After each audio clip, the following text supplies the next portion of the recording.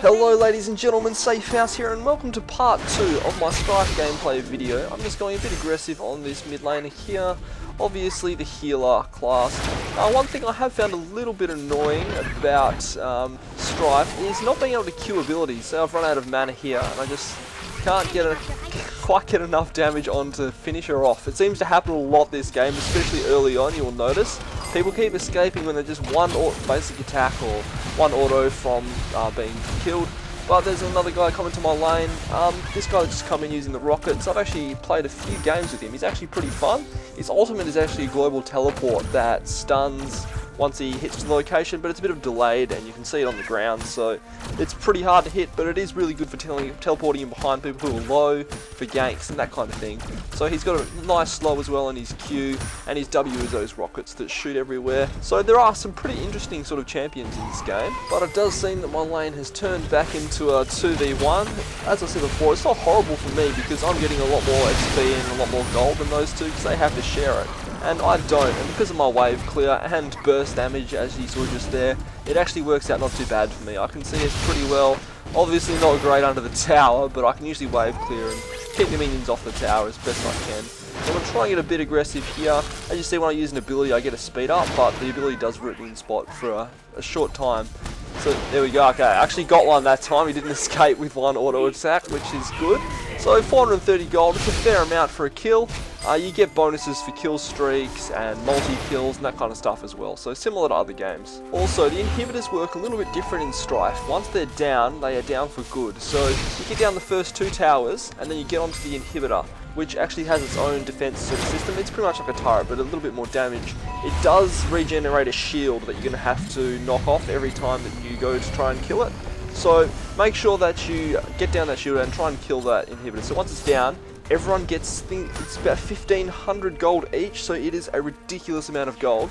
And it knocks a defense turret off of the Nexus. So the Nexus currently has 3 defense turrets on it. If you knock down all 3 inhibitors, it's got no defense, and you'll be able to just beat on it freely. But it does look like we're getting ganked here. We'll try and help my teammate. He's jumped away pretty easily there. There is one guy that has an ultimate that always catches me out. It's a rocket that homes in on you, and once it hits you, it stuns you and does a bit of damage. So it just allows everyone to catch up. So this guy's getting knocked pretty low again. Has the jump though, maybe missed my ultimate. Don't think I've hit an ultimate yet, I think I've missed 2, so need to try and work on that a bit more. It is a delayed thing though, so it can be pretty hard to hit the ultimate with this guy.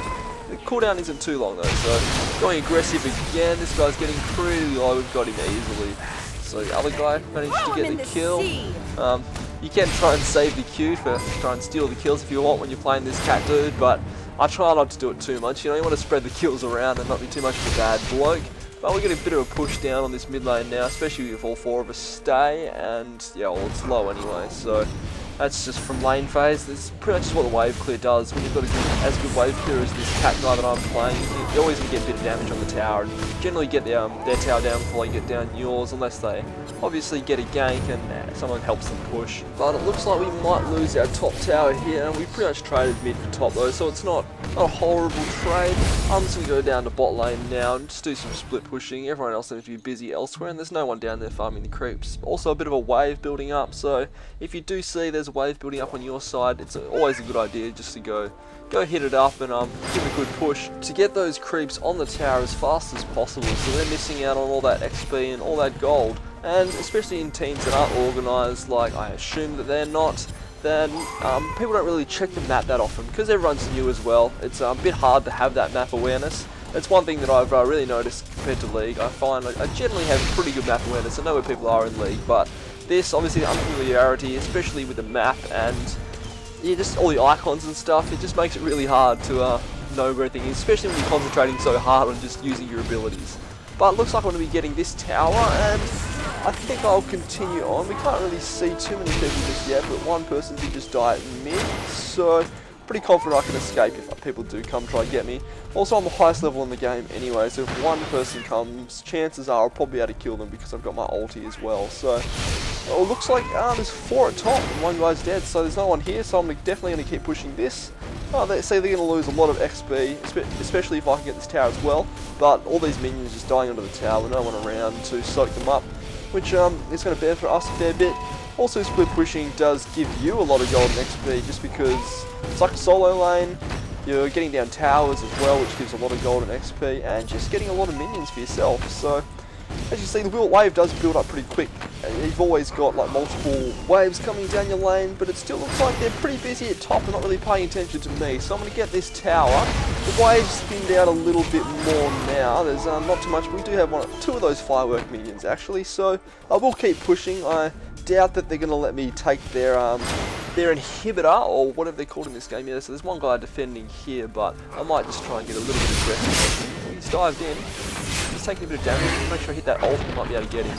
Got the ulti, and oh my god! Again, so I told you, auto attacks, man. They're just not quite strong enough. They always just seem to escape with that tiny bit of health, and it's frustrating because I think it's happened 2 or 3 times to me now, and I've only got 1 kill. So hopefully they will stop escaping me, because yeah, it's getting a bit annoying. But here comes someone being aggressive on me. They've managed to get that stun. That's I actually did one of the tutorials with that guy's pirate person, so they seem like pretty strong champs. They're not really someone for me.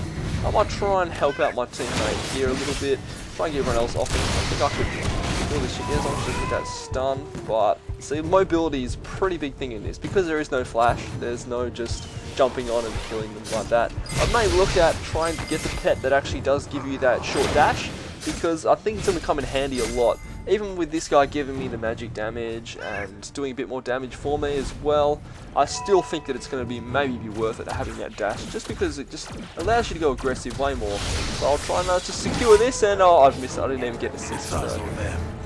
Just wasn't quite in range. I had a shot at it anyway. I actually don't think gold on it too, so I'd like to get back to base, but you know, if people want to fight, people want to fight. So I'll try and chase this guy down. Oh, he's making a stun though. I don't think we should go and catch him from here. So you should be careful when you're this low, especially just to try and stay away. This guy's actually been knocked pretty low pretty quick too. The two of us mages are doing a bit of work, but as you see, I've just used the boots active that I have, and it actually restores 20% of my health and 20% of my mana while I'm out of combat over 5 seconds something. So just stay out of combat for that 5 seconds. It actually really is good, especially for lane as well. It's a great active. It gives you cooldown reduction, the boots that I have. There are ones that give you power, and you know, there's a lot of different things. So you can see I'm just going through the recommended items. I don't use all of them. Some of them are more focused towards defensive items, and I don't really want a defense. I just want to be able to kill people, so I buy all the offensive ones and then go into the magic damage tree generally and pick up ones that I like the look of. There's ones with cool actives like deal 200 damage and slow enemies around you, give yourself a shield, that kind of thing as well. So you don't base too much during lane phase, but once lane phase is over, it's generally more beneficial to base than what it is to send out your little helper guy to try and get you that gold.